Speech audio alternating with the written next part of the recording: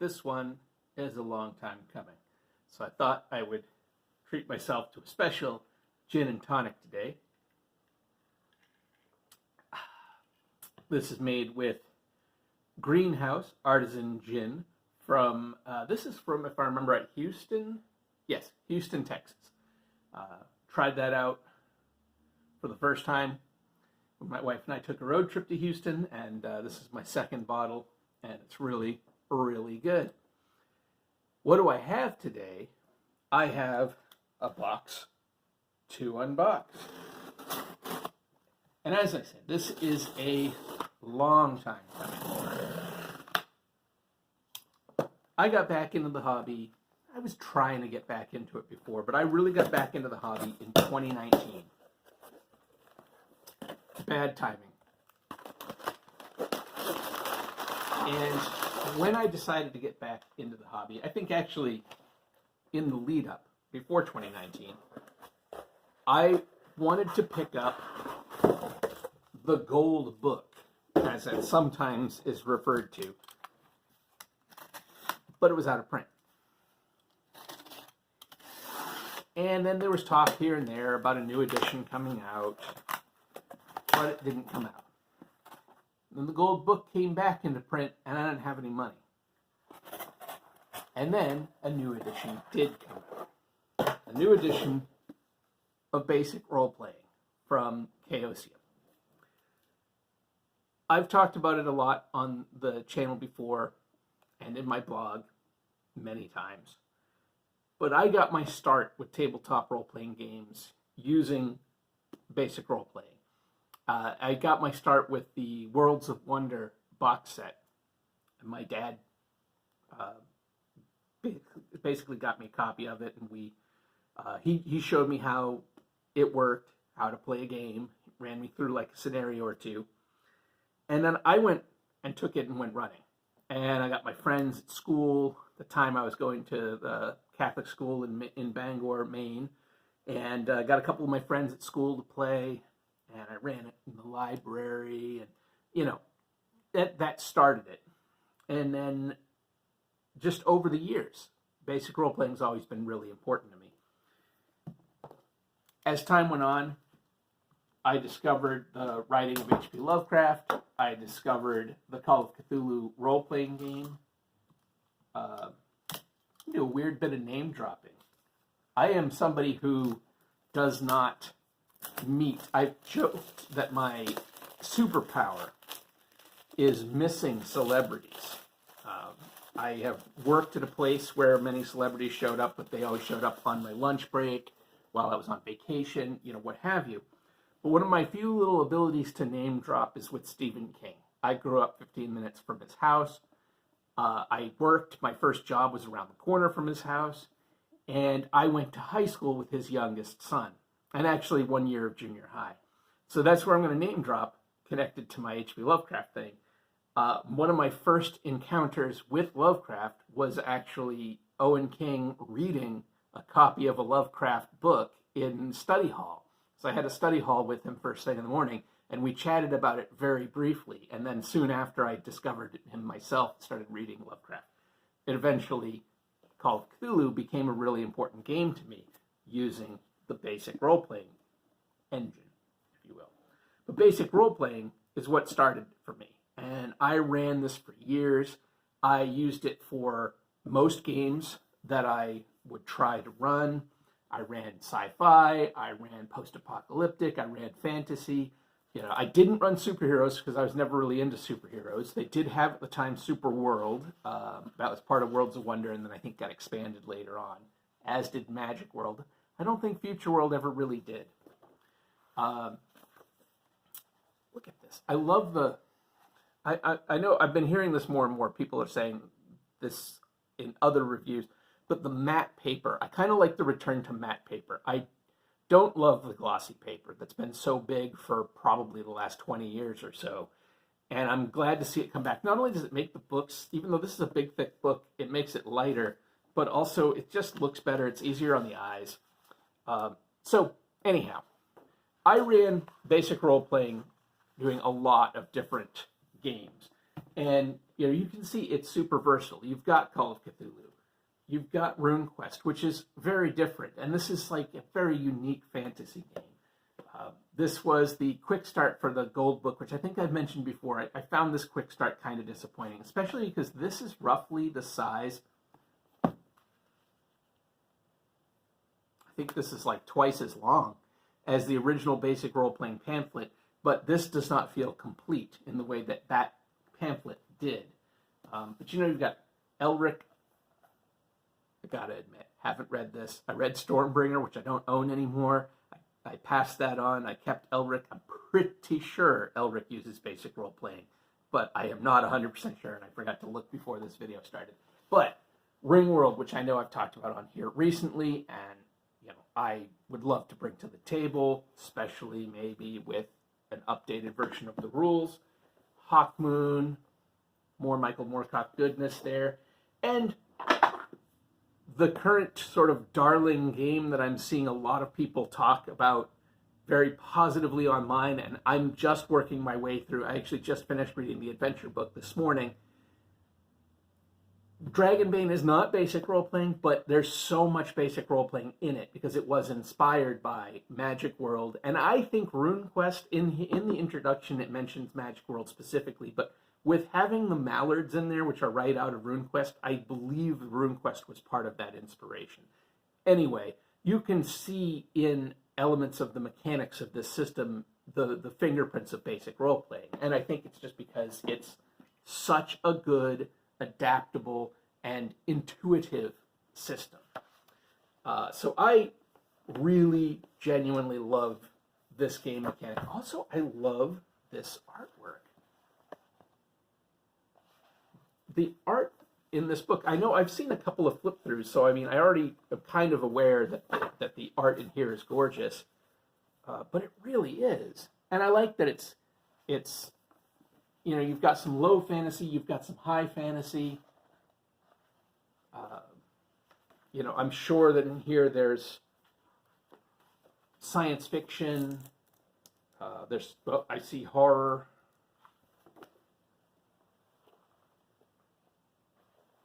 I love that. I love the art. I really do. Oh, nice. Maria or Hell, depending. So anyway, I'm very excited to have this. I didn't get the Gold Book, as I said. It was out of print, and then I just didn't have any money. And it's taken me a little while to get this. I mean, this came out, I think, tail end of last year, in 2023, and here we are almost halfway into 2024, and I'm just picking this up. But, other things had just taken... I either was getting really good deals, and so the money that I did have went toward getting really good deals, or, oh man, look at that. That's so cool. Or I just, whatever. Here it is. I have it now. I just really love the art. I really do. So, Basic Role-Playing. Basically, what is it? It is a percentile roll under system, skill-based, not class-based. So you don't have, it's not, and I'm making some wild overgeneralizations here, but this is just my sort of interpretation of how I have not liked Dungeons and Dragons in the past and some other similar systems, but I did click with this one. I never found the D&D thing intuitive. I've said before that it feels like a video game, and I think it makes sense because a lot of video games take ideas from D&D in the way they work, but also even before I was really aware of that, it felt to me like a video game. It's the thing of like I killed 30 monsters and now I'm better at reading books. That was sort of my problem with like level-based games. You do X number of things and then suddenly you get better at everything. Now I killed my third goblin and now I can learn another spell. What? That always really bugged me. And also, people talk about it with 5th edition. But power creep is a thing that has been talked about going way back. I mean, everybody talks about how, oh, the OSR, we're playing the way it used to be, where it was so deadly, but it never really was. In the 80s, when I was getting into this hobby, people were already talking about how, oh, once you get up past like 6th or 7th level, your characters are just too powerful for it to be fun anymore. Or you're wading through goblins that literally cannot hurt you because of the way the mechanics work, that kind of thing. And so one of the many things I liked about basic role playing is it never mattered how long you'd been playing. It never mattered how good your character was. Danger was dangerous. If you fell off a building, you were going to die. If you got stabbed, you might die. If you got shot, you would die. So I liked that the characters in this were fragile because it made you play smarter. I also like that you get better at the things that you do. So, if you just go around killing goblins, you're going to get really good at killing goblins. But you're not going to learn how to read an additional language. You have to go out and learn a language and use the language, and the more you use the language, the better you get at that language. Because that makes sense. And it's just a basic core thing that clicked in my head in a way that D&D never did. I also like that depending on the setting, depending on what you're doing, you aren't restricted in a lot of the ways that you might be in a level-based, class-based system. By that, I mean, as Magic World was written, anybody could cast a spell. If they learned a spell, if they were smart enough, they had the right power, the amount of magic points they needed, and the spell, they could cast the spell. In RuneQuest, it is assumed that every character uses magic in their day-to-day life. They aren't magic users per se, but they all use magic because magic is an inherent part of life in Glorantha. It is something that you simply do. You pray, you cast the spell, you shake these omens, you do whatever you need to do, and you enhance your combat skills or your divine protection, or you clean the water that you're trying to drink, whatever, but magic is just a part of life. And I like that for a fantastic setting. I don't necessarily like, I like when characters specialize, so you have somebody who focuses a lot on magic, but I hate the idea that that person who focuses a lot on magic can't do something else, even if they want to and they spend the time trying to do it. And so I like that with basic role playing, you can have the fiction, the fiction that inspired a lot of our gaming was not so stagnant and siloed. Yes, Conan hates sorcery, but Fafhrd and the Grey Mouser use magic at different times. Whether or not they trusted it at different times is a whole other thing. Who is it? Gardner Fox's character, Kothar, I think his name is, something like that. And the books aren't that good. They're enjoyable, but they're not very good. But he's a warrior and a wizard. If I remember right, I think Gandalf is pictured wielding a sword. There's not necessarily the delineation, between one or the other. Elric couldn't be a more fundamental fantasy character for the latter half of the 20th century and the 21st century. He's so important as a character, and he is a sorcerer who wields a demon blade. He doesn't suddenly, I learned magic, now I have to put down the blade because I can't do both. Anyway. And then you go into modern day stuff like Call of Cthulhu. It works so well. Because again, we are in the contemporary world, people go to school for things. They specialize in things they learn. They get better at the things they do. And it just makes sense. And guns kill people. In the 1920s, if a cultist has a Tommy gun and, you know, somebody gets hit, they die. That's just how it works. It's not like, you know, oh, they had to hit me 8 times because I had 300 hit points. It's just goofy. It's why I never, I mean, I don't care for the level-based systems anyway. I think I'm also always a little bit wary of people trying to cram too many things into one system, but D20 used to drive me nuts, and now 5e being used for all these different things. But they kept trying to use D20 to do genres. This is, what is it? D&D 3rd edition, 3.5, whatever. But they tried to do all these other genres, and it was genres that did not work. Did not work at all with that kind of a rule system. So, anyway, basic role-playing. It is billed as a universal game engine. I don't believe in a universal game engine. I just said sort of why. But that said, I don't believe in a universal game engine. I don't think that basic role-playing is good for every kind of game that you might want to run. However, it is good for most games you might want to run. Is it the best for all of them? Maybe not, you know, but it at least works for most types of games, most genre, most subgenre, styles, etc. It will work. It can work. And from what I understand with this new edition, they've made it much clearer and easier to use modularly, because that's one of the things that I like about the system.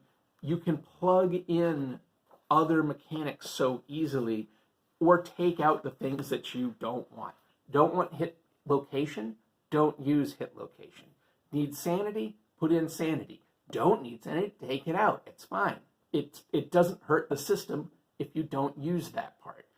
Don't need magic. If it doesn't make sense to have magic, don't have magic.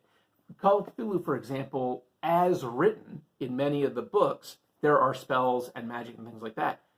When I run it, I don't use magic. Because to me, magic, it's like ghosts and ghouls, and I say ghouls, I mean supernatural ones. I mean ghosts and vampires and stuff like that. That is traditional, cryptid, human mythological, supernatural forces, usually some kind of anti-divine circumstance, something made by the devil or whatever, or somebody cursed by God. Which to me, none of that makes any sense in Call of Cthulhu. In H.P. Lovecraft's distinctly atheistic view of a non-human-centric universe, the idea of human-centric supernaturalism doesn't make sense to me. Thus, I don't have ghosts in my Call of Cthulhu games. I don't have vampires, beings cursed by God to drink the blood, blah, blah, blah. I don't have those because they make no sense to me in a cosmic horror game. Magic makes no sense to me in a cosmic horror game. That said, the idea that a thing that seems like magic might be some kind of advanced physics and mathematics, that's another story, and maybe that just comes out in the flavor text, not so much in the mechanics, and I just use the mechanics of magic, but that's a whole philosophical debate for another day. I've already ranted a great deal. I don't even know if you count this as an unboxing. It's certainly not really a review. It's just kind of, I guess it is an unboxing. I unboxed. But it's just my kind of gushing ramble about basic role-playing. I love this game. And I'm super excited to finally own a really nice hardcover edition. It's got a ribbon. I like that. I think that this is going to be a real... Gosh, and I don't know if that's even going to show up, but I really can't say enough about how cool the artwork is. This is going to be an excellent addition on my bookshelf, and this is something that I'm going to use again in the future. When I show people the hobby, when I introduce people to the hobby, I normally use Call of Cthulhu. And I normally do that for 2 big reasons. Horror is a genre that people understand. The 1920s is not so removed that it is like a fantasy or an advanced science fiction setting where I have to do a whole bunch of info dumping just to give you a sense of the world you live in. It's today, but a little different because it's the 1920s. Okay, it's pretty different, but not so different that people don't know about it. So those two things, horror and a somewhat familiar, though still slightly unique or different or out there setting, the 1920s. But then there's also the fact that this system is super intuitive. It doesn't require a lot of like difficult buy-in, a lot of strange concepts. If you look at the character sheet and you see a skill, intimidate. You know what intimidate means? 15%. I have a 15% chance at intimidate. I know what that means. 15 out of 100, it's going to get that. That's not a very good chance. But if you've got a 70%, oh, that's pretty good. I've got good odds on making a roll. I'm good at that thing. That to me is much more intuitive than I have a +1, wisdom save or something. What? What does that mean? +1 wisdom save. Is that good? I don't, So to me, this just makes more sense. Yes, absolutely. You play a lot of D&D, you get used to it, you learn those things. But I think out of the gate, learning fresh, new eyes, new to the hobby, I've always found that basic role-playing is just an easier system to understand for many people. Obviously, millions of people have played D&D. Many of them have enjoyed it and continued and gone on to play it. Sometimes those people have then gone on to play other games and they feel the way they do about one or the other, and that's fine. But I find, personally, this makes more sense. It's easier to teach. That's me. So, all of that is to say, I'm very excited to have this. I'm very excited to show more people this game. I think that's all I'm going to show up. I will extol the virtues of basic role-playing until they, pull me out of this building and I can't talk anymore. I just think it's a great system. And I really hope, because this is now, they've put it out with the Orc license.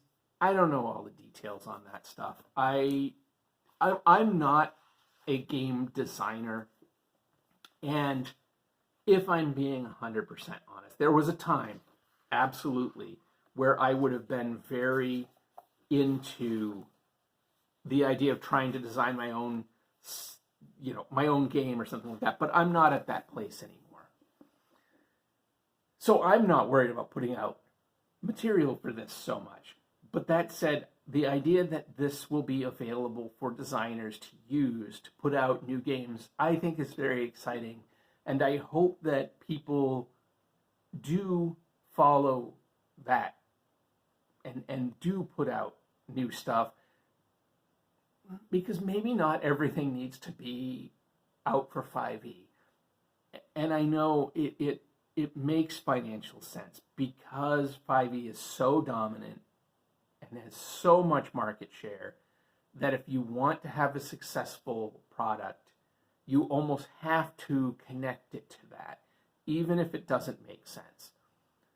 I think about the book that I talked about on here in one of my indie showcase videos a while back, the Straightway Lost, which was a great campaign and setting for Renaissance Florence, but a fantastical version of it. And it's done for 5e, although it is largely system neutral. But it's done for 5e for the obvious reasons that, 5e is going to get it more eyes than it would if it were out for something else. To me, it makes more sense as an Ars Magica campaign. But how many people are out there looking for new Ars Magica campaigns? Not as many as there are people out there looking for 5e. So I get it. But my hope is that in a healthier gaming environment, there will be more variety.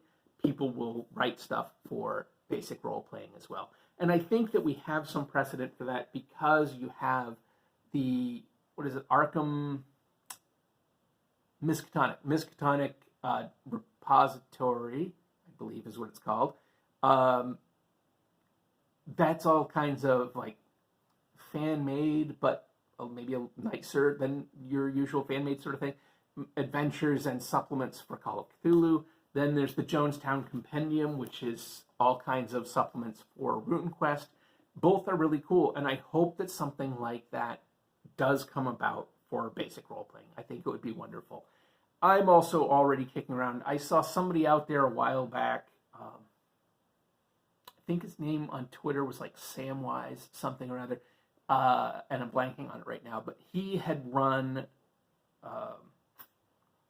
Skyrealms of Jarun and had a big conversion for basic role-playing, which is what I was going to do. I thought if I ever ran Skyrealms of Jarun, it would be with basic role-playing. I've also said the same about Space 1889.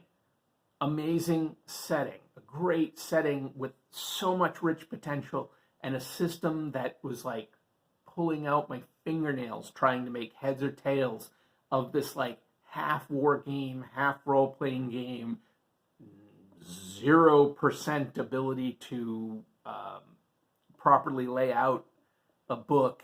I mean, my goodness, navigating that book was a monster. But anyway, great setting, and I would love to run it in a system that works, and this would be, I think, perfect for it. So I hope that as time goes on, more people see this game, more people create material for it, because it's a really, really good system. And, you know, again, it's modular. You don't have to use everything. The basic mechanics of this, the basics of basic role-playing used to fit in like, it was like a 20-page pamphlet. And that was enough that with work on my hand to create setting and story and characters and all that sort of thing, but that system was enough for me to run games for years. That was the game that I ran probably for the first 5 or 6 years that I did tabletop RPGs. Even when I started working at a game store and playing more other systems, I kept using basic role-playing to run games successfully for the most part. And I eventually started to fail and then tried other things, but it's a great game. Anyway, wow. I appreciate this. This is to you. If you have stuck around this long on this video, I really appreciate that, because boy, I went off the rails. If for some reason you are still here, hey, thanks. Like and subscribe if you want to see me jibber jabber again about something else. Check out the links below where you can support me in other ways if you feel so inclined. But honestly, if you made it this far, that's good. You've done your part. I appreciate that. So until whatever I do next, which I have no idea, whatever that happens to be, I'm sure record it. Take care.